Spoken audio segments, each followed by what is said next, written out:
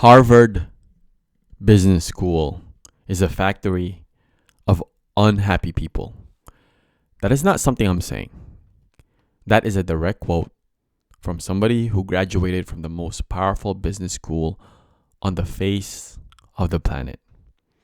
And in the next 40 minutes, you and I are going to tear through this 261 page book to understand exactly why one of the most elite institutions in capitalism produces graduates who are miserable, overpaid, and terrified, and what the handful who escaped the trap figured out that the rest didn't.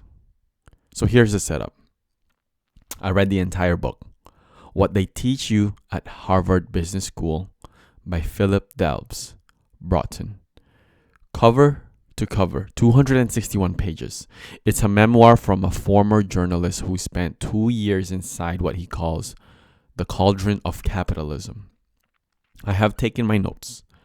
I have boiled them down, and I'm going to give you only the pieces that are useful for us, the people actually building things. Here's what you're going to walk away with today. Number one, you're going to understand the exact mental models that Harvard Business School installs in the heads of the people running the Fortune 500. Border 5 forces, BATNA, ZOPA, the case method, all of it.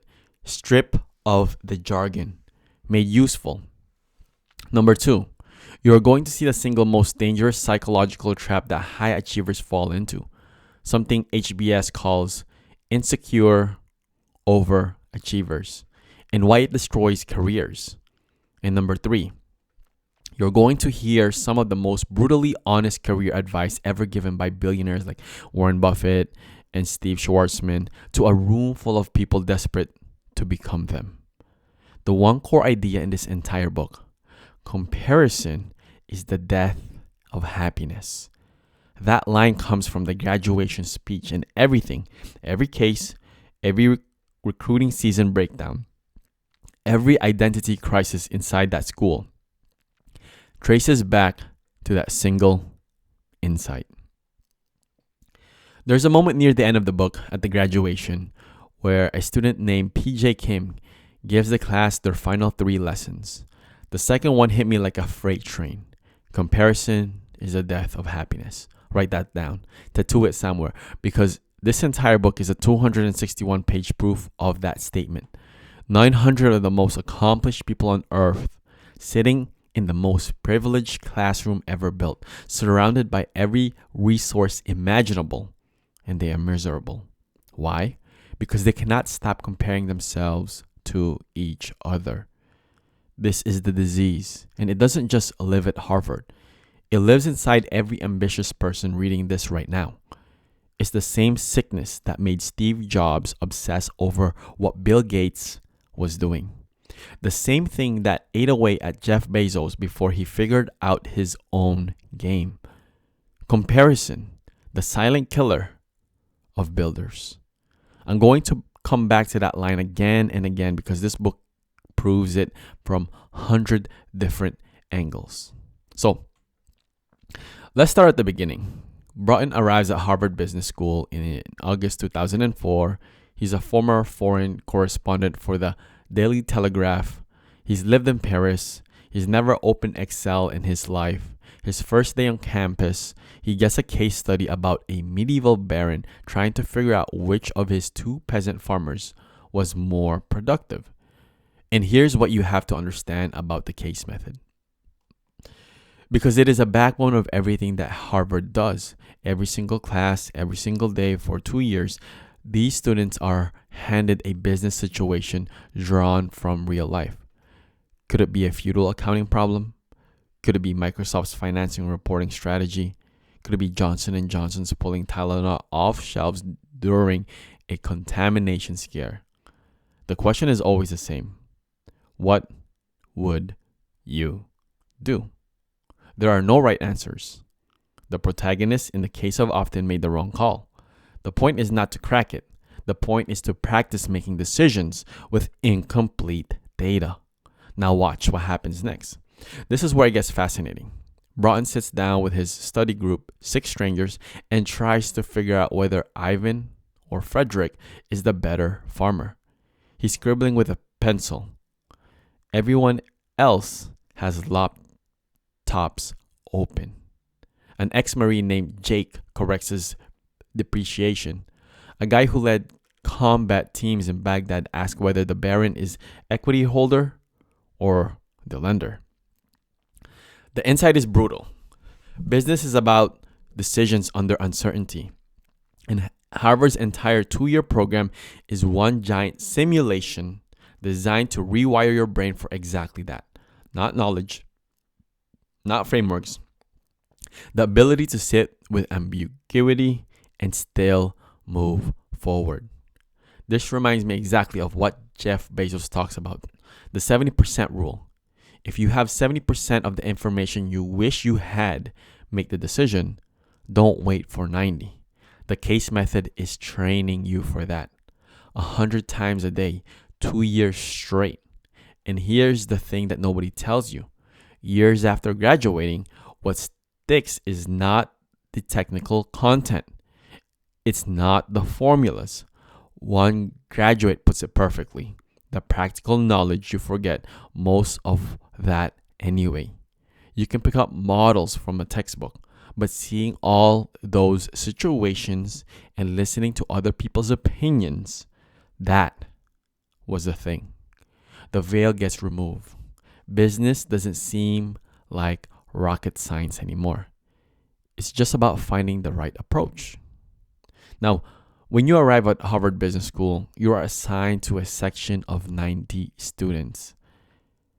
You sit with the same 90 people in the same room, in the same assigned seat, every single day of your first year. You cannot hide. Think about that. In most of your life, if someone bothers you, if you're having a bad day, you can retreat. Not here. You're trapped in a fishbowl with 89 other hyper-competitive people, all of who are grading you, judging your comments, tracking your career moves, and this is the kicker, assigning you a ranking on the first forced curve. The section becomes your family, your jury, and your psychological mirror all at once. Broughton describes a student named Hassan, an Arab American who found the atmosphere suffocating. His exact words, "People are so obsessed with their place in their network, with their own personal brand, they never let go. Everything you say or do is being scrutinized so they know where to put you on the curve." Same pattern you see everywhere: ambitious clusters, hedge funds, Silicon Valley startups, professional sports. The environment that's supposed to sharpen you also starts grinding you down. The passive-aggressive behavior, the subtle hierarchies, the constant surveillance of who's winning. The section system is a feature and a bug. It teaches you to perform under pressure. Absolutely. But it also teaches you to measure yourself against the people sitting next to you. And that, we have already established, is the death of happiness. Now, it gets interesting. Halfway through the first year, recruiting season arrives. And this is where you see the entire school lose its mind. Investment banks, consulting firms, private equity shops. They descend on campus like an occupying army. Free dinners, unsolicited phone calls to students' homes. They use former employees embedded in each class as moles to identify targets. One student describes a persistent outreach as being badgered by the Church of Scientology. And here's the insane part. Every single person who had done these jobs told the class not to follow them. The ex-consultants held a lunch where they said, point blank, if you arrive single, you'll stay single. Arrive married, you'll end up divorced. An ex-investment banker named Stewart described leaving the office at 4 a.m, sleeping in the car, showering at home while the car waited, and then riding back to the office. He called a moment after September 11th when a senior woman banker phone rang during a meeting. Her daughter's school was being evacuated due to a bomb threat. And the woman screamed into the phone, "What do you expect me to do about it? You're supposed to be looking after her." Then, She hung up and continued the meeting. Stewart told this story to deliberately discourage people from Wall Street. His logic was pure. If you still wanted to go after hearing that, then at least you truly wanted it. But did the class listen? Of course not. When the banks came recruiting, there was a stampede. A woman in a section applied for 16 jobs, all in banking and consulting. She drifted through the cafeteria like a ghost, muttering scheduling conflicts between Lehman Brothers and Bain. This is the herd instinct in its most vicious. 900 of the smartest people alive told every successful person they admired to pursue meaning over money. And then immediately doing the same opposite. Why? Because that guy sitting next to you just got an offer from Goldman, and now you feel like a failure if you don't match it. Here's a story that captured it all. A student's first year internship at Goldman Sachs involved 67 consecutive days in the office. He arrived on day one and essentially never left. 67 days, that's not a job. That's hostage situation with a signing bonus. And the people who heard that story, they lined up to apply.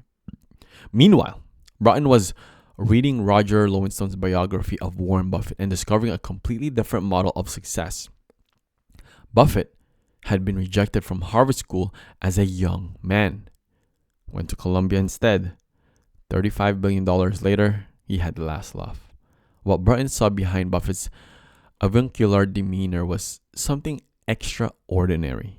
Diligence, prescience, an almost mystical feel for companies and prices, and an absolute refusal to use anything but his own judgment, a pencil, and a stack of printed company reports to make decisions. Since childhood, when he consolidated all the paper routes in his neighborhood into a cartel, Buffett had been obsessed with building and growing capital. Every cent spent now he viewed as 10 cents lost in the future. That is the mind of a true builder. Not reactive, not comparing, just compounding. Day after day, year after year. According to an internal compass nobody else could see. The opposite of what the recruiting machine produced. Comparison is the death of happiness. There it is again. Now, something Harvard struggles with deeply, and in this book makes it painfully visible, is the question of ethics. The school launched a leadership and values initiative that promised to challenge students to access their moral compass. But the language itself was so tortured, so corporate, that students couldn't tell if the initiative was the problem or the solution. The real ethical education came from the cases themselves. The Tylenol case, when Johnson & Johnson pulled millions of bottles off shelves after a contamination scare, despite enormous financial costs, became a touchstone that students carried for years. One graduate running cinemas in Russia shut down a structurally weak amusement park ride specifically because that cause had taught him to prioritize safety over short-term financial pressure. The school also taught a dangerous distinction about bluffing in business. In negotiation class, they learned that bluffing was legal and expected, knowing misinterpreting facts was not. But the line between two was razor thin. And the business class had become so accustomed to its own euphemism, off-balance sheet accounting instead of fraud, leveraging the balance sheet instead of crushing a company with debt. The plain-speaking people outside business couldn't trust anything these graduates said. Milton Friedman argued the only social responsibility of business was to increase profits. Charles Handy countered that companies were the sum of their people and had moral as well as economic duties. The class split down in the middle. Harvard's answer? Of course, the truth lies somewhere in between, which is exactly the kind of non-answer that lets people sleep at night while doing terrible things in the morning. The most revealing ethics test came when someone hacked the admissions website and posted instructions publicly. Applicants who peek at their admission status were expelled. 3/4 of the student body thought the punishment was excessive. The ethical jihadists, a small vocal minority, supported the administration. Dean Clark issued a proclamation about principled leaders and a strong moral compass. A student fired back that punishing relatively minor ethical missteps using arbitrary standards was itself unethical. Nothing was resolved. Welcome to business school. Now we get to the chapter that made me put the book down and stare at the wall, which was chapter 9, Insecure Overachievers. The term kept coming up again and again inside the school, and none of these people was facing unemployment. None of them was working minimum wage. They had every advantage imaginable, and yet a student published an article in the school newspaper titled Being Depressed at HBS, in which she described nearly killing herself 3 times during her first year. She walked to a bridge and stood there for an hour. Read that again. A student at the most prestigious business school in history, surrounded by resources and opportunities, standing on a bridge because the pressure to perform, to compare, to conform had crushed her. The school knew this wasn't an isolated incident. 80 or 90 students in each class sought out help from an on-campus mental counselor. This is a dirty secret of high achievement cultures. It selects for people who derive their identity from external validations, grades, titles, compensation, and then it puts them in a pressure cooker where every single external metric is visible and comparable. It's a system optimized to produce anxiety. You see this in every founder biography I've ever read. Edwin Land had it. Steve Jobs had it. Elon Musk has it. The question is whether you channel that insecurity into building something, or whether it eats you alive because you're measuring yourself against somebody else's scoreboard. All right. This is one of the most important part. Let's get tactical. Across 2 years, hundreds of cases, and dozens of frameworks, here is the distilled algorithm, the operating principles Harvard is actually installing in people's brains. Rule number 1, think in decisions, not knowledge. The entire case method trains you to process incomplete data and commit to actions.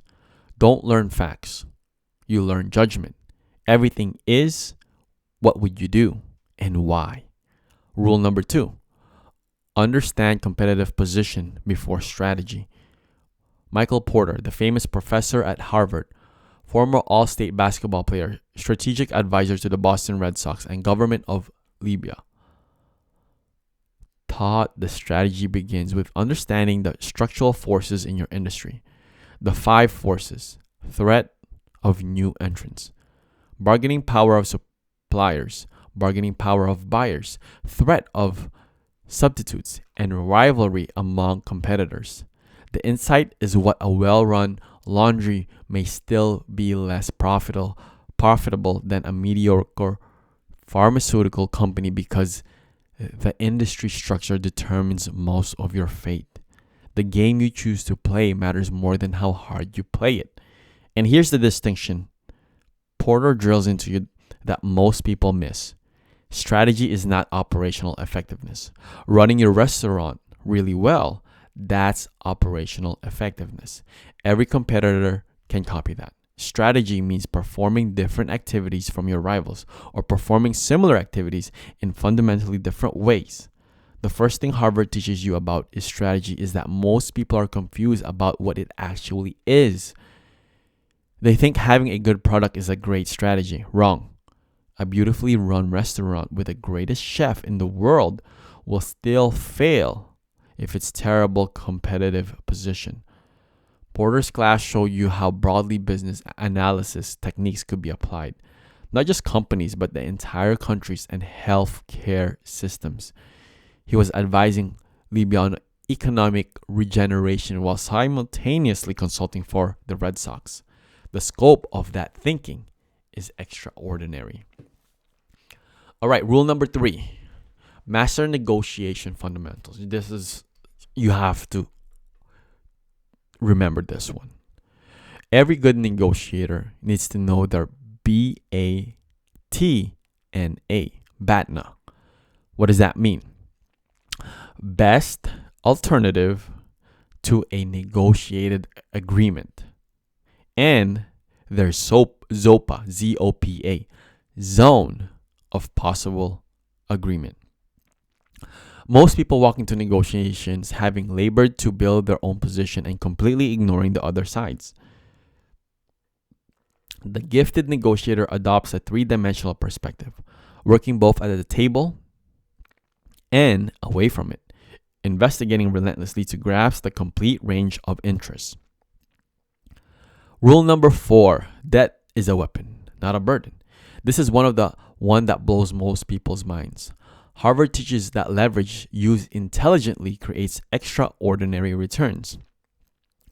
The private equity model proves it. A company funded with 80% debt and 20% equity can deliver 30% returns, where the same company funded entirely with equity delivers only 10%. The discipline of debt forces focus, and the only thing that matters is cash flow. This is exactly what Henry Singleton understood at Teledyne. Same principle, different decade. The creation myth of private equity illustrates this perfectly. In 1982, William Simon, a former Treasury Secretary, purchased Gibson Greetings card company from RCA for $81 million. He put in $1 million in cash, borrowed $53 million, and covered the rest through creative sale-leaseback agreements. 8 months later, he floated Gibson on the stock market and raised $290 million. His personal investment of $330,000 became $70 million. Returns like that never go unnoticed. An entire industry was born from that single transaction. But here's the dark side that Harvard also exposes. Once private equity machine buys your company, it dumps its debt onto your balance sheet, strip headquarters to bare essentials, guts health plan, fire loyal employees, outsourcing everything possible to China, and charges you consulting fees for the privilege. When there's nothing left but a trickle of cash and no humanity, the machine declares mission accomplished and sells. This is the Milton Friedman versus Charles Handy debate that runs through the entire school. Is a company just an economic machine, or does it have a moral and social purpose? Harvard never resolves this tension. It just makes sure you see both sides clearly. Rule number 5, entrepreneurship is the relentless pursuit of opportunity beyond resources currently controlled. That's the official Harvard definition. The key word is beyond real. So the entrepreneurs don't wait until they have everything they need. They move, gather resources on the fly, and figure out financing along the way. The course also taught POCD, People, Opportunity, Context, Deal. And the mantra from Professor William Salmon that was beaten into every student: always have enough cash. Rule number 6, alignment of incentives is everything. And this is, Charlie Munger also talks about incentives a lot. So from the very first leadership class to the final strategy case, the recurring theme is that organizations fail when the interests of managers, employees, and owners are misaligned. The case method shows you that this failure is in 100 different flavors, from end run to struggling startups. Get the incentives right, and ordinary people produce extraordinary results. Get them wrong, and the best people in the world will underperform. Rule number 7, process over outcome. Business needs to develop good processes the same way a baseball pitcher needs muscle memory. It's not enough to get the right result once. You need to be able to replicate it. Harvard teaches you to look at the past individual wins and losses and focus on whether the system that produced them is repeatable and scalable.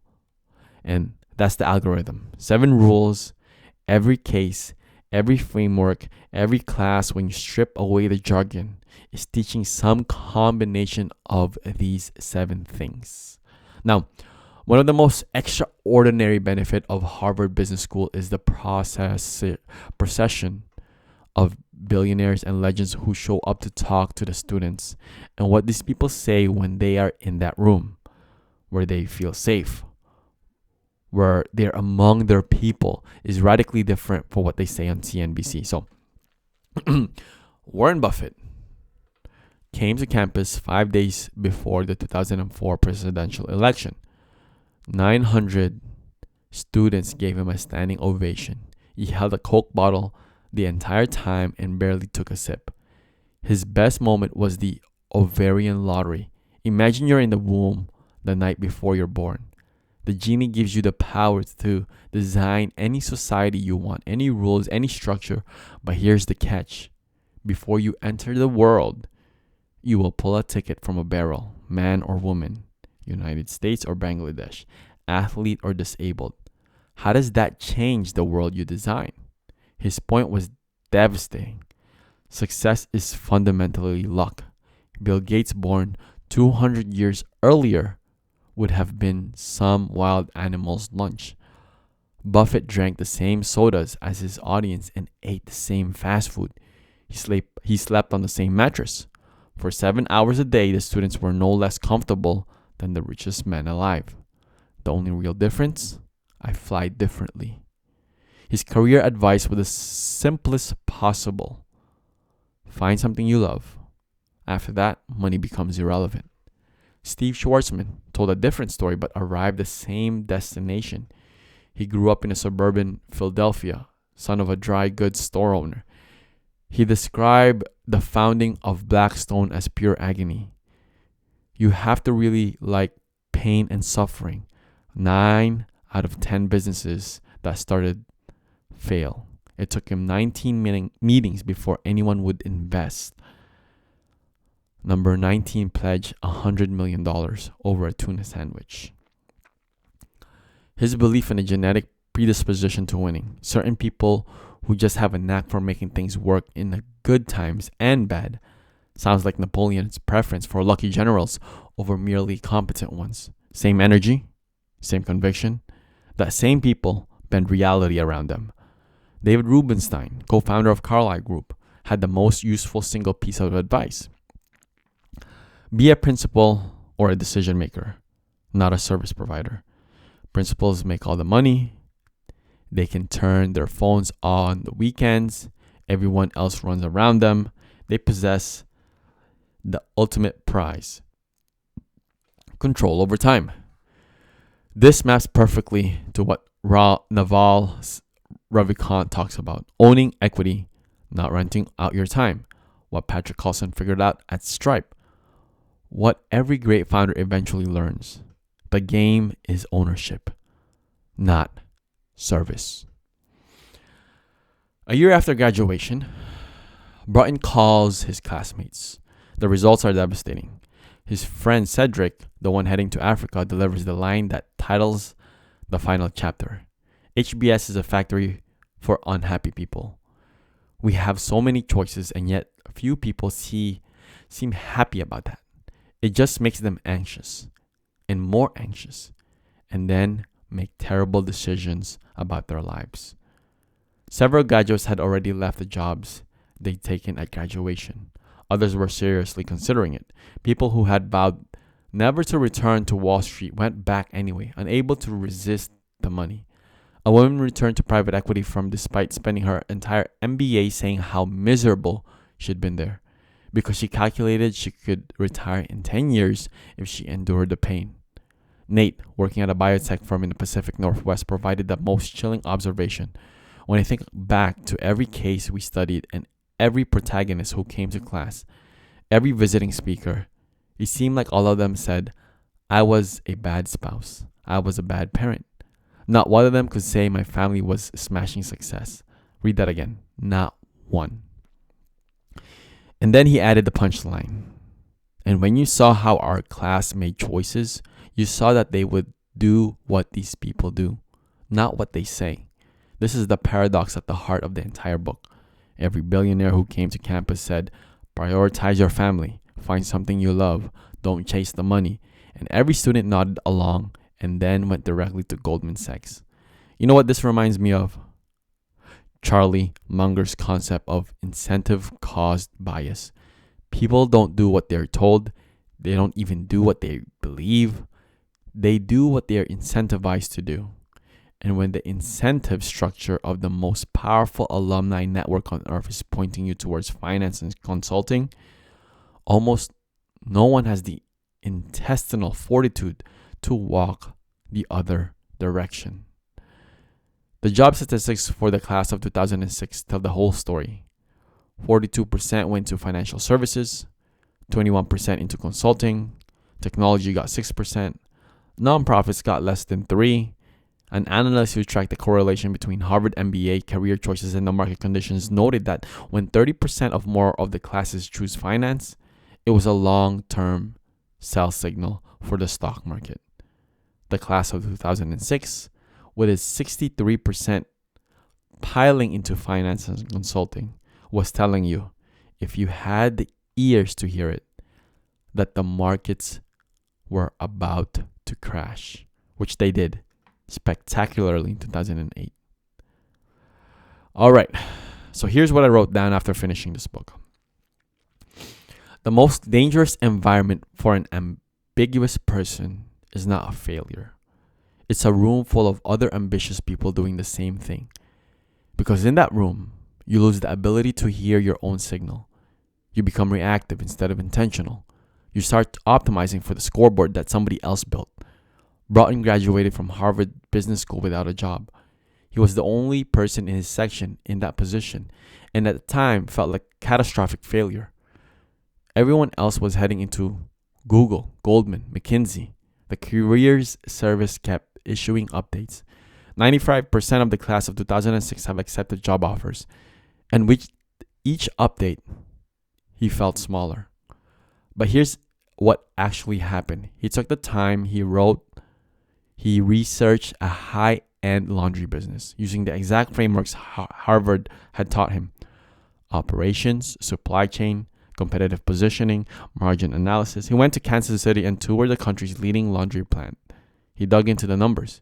He found a film distribution opportunity that connected him to the Burmese grandmother who had brought American movies to Rangoon decades earlier. He was the only member of his family to pick up the entrepreneurial thread, and he did it by refusing to follow the herd.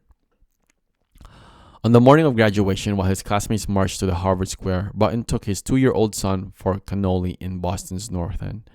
They walked through drizzle to a fountain below the Old North Church, and Broughton read the plaque about Paul Revere. Patriot, master craftsman, good citizen, born on Hanover Street, lived on North Street, established his Bell Foundry on Foster Street, and died on Charter Street. Revere that lived a great life within a knot of narrow streets. He didn't travel to find his fortune. He found his tribe and stayed with it. The plaque galvanized Broughton. His classmates were disappearing to the ends of the earth, chasing opportunities, worrying about status. He realized for the first time with clarity that the education had worked. Not because it pointed him toward a specific job, but because it gave him the tools to build the life he actually wanted. Once he stopped comparing himself to everyone else, the final lesson of Harvard School is not a framework. It's not a case study. It's a negotiation tactic. It's this. The most valuable thing you will ever possess is the ability to define success for yourself and then have the courage to pursue it, while 900 overachievers are running into the opposite direction. Alice Trillin, wife of writer Calvin Trillin, had a very strict view of parenting. Either your children were the center of your life or they were not. Everything else was commentary. And that's it. That's the whole game. Not just parenting, for everything. Either you know what matters to you or you don't. Everything else is commentary. The billionaires knew it. They told the students nodded. Then they all went to Goldman Sachs anyway. Don't be the person who nods. Be the person who actually listens. And here's the last thing I want to leave you with. Broughton admits that looking back, he's glad he went. Business was no longer a closed world. He understood risk management, strategic planning, hedging, and diversification, return on assets. He understood how capital was allocated. He knew about BATNA and ZOPA and alignment of incentives. If a banker started talking about bips above the curve, he knew the guy was comparing borrowing rates to the treasury yield curve. But the thing that changed him the most was not any of that. It was seeing up close, undeniable, what the relentless pursuit of external validation does to extraordinary people. It was watching 900 of the most talented humans on earth torch their mental health, their marriages, their relationships with their children, all in pursuit of a number that would never be large enough. Hassan, the Arab American student, summarized the entrepreneurship course this way. It eased a lot of fears I had and taught me that entrepreneurship is not about taking risk, but about managing risk. The course triggered the observation that everything is possible. Everything is possible, not only if you stop measuring yourself against the scoreboard somebody else built. A friend brought and delivered the final diagnosis with surgical precision. Your problem is this. You wanted to make all this money and you went to Harvard School, so you had the opportunity. But all the time, you couldn't quiet the voices inside your head telling you that just making money is a ridiculous way to spend your life. That voice, that's the signal. Most people at Harvard spend 2 years trying to silence it. The few who listen to it are the ones who actually build lives worth living. So the question is, I leave you with today, is not, what did they teach at Harvard Business School?